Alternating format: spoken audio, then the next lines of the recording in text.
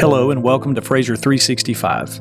Thank you for taking this 56-day journey through the letters of John. No other writer in Scripture highlights the qualities of God's light, love, and life the way John does.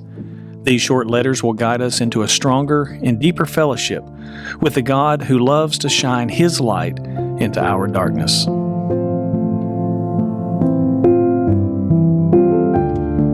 Welcome to day 36 of the Letters of John. Today's title is God is Love. Maxie Dunnam said, "A Christian is hopelessly in love with Jesus and helplessly dependent on Him." Our text today is 1 John 4:7 through 8. Beloved, let us love one another, for love is from God, and whoever loves has been born of God and knows God. Anyone who does not love does not know God, because God is love.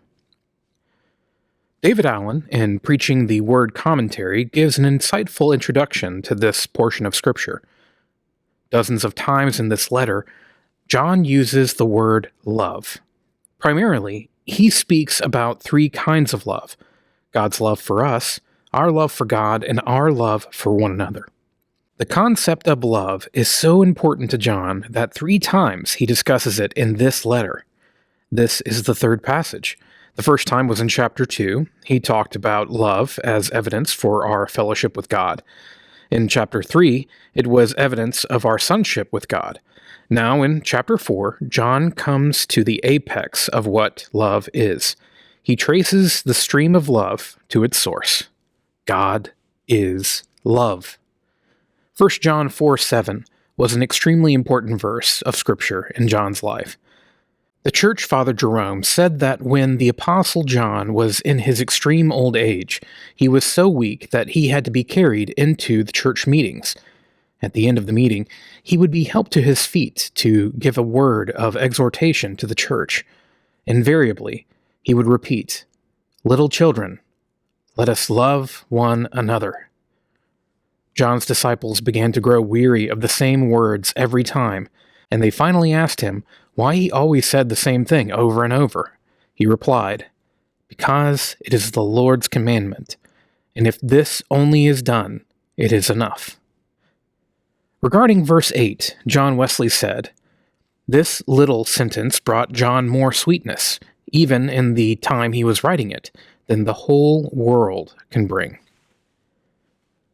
Some of the greatest truths found in all of Scripture are found in 1 John 4:7 through 8. God is love. It is in His very nature to love. Divine love comes straight from our divine God, because love is who He is. Love doesn't just describe His actions.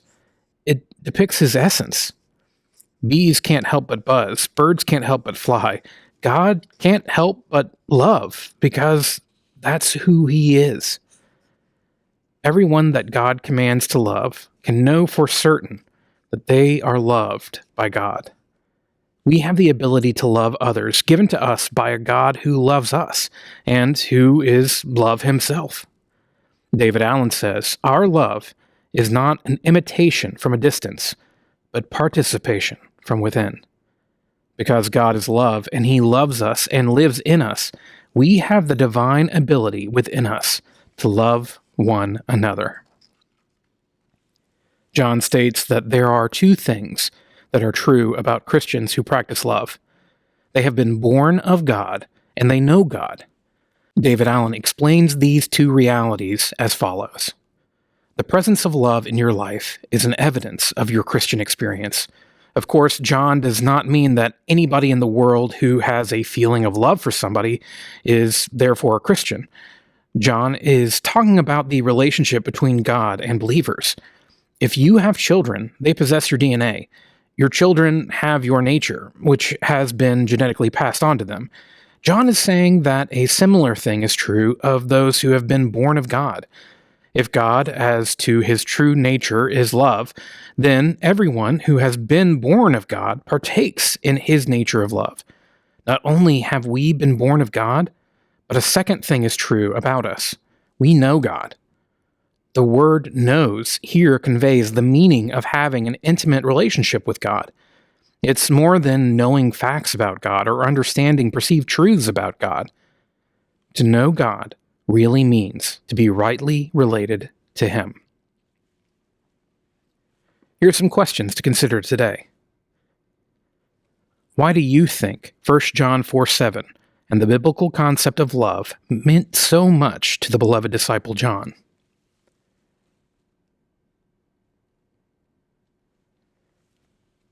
What does it mean to you that God is love?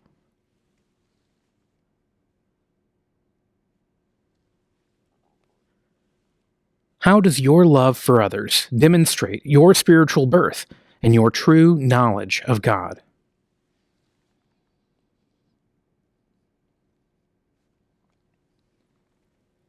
How does Maxie Dunham's quote that began today's devotional apply to your life and this lesson today?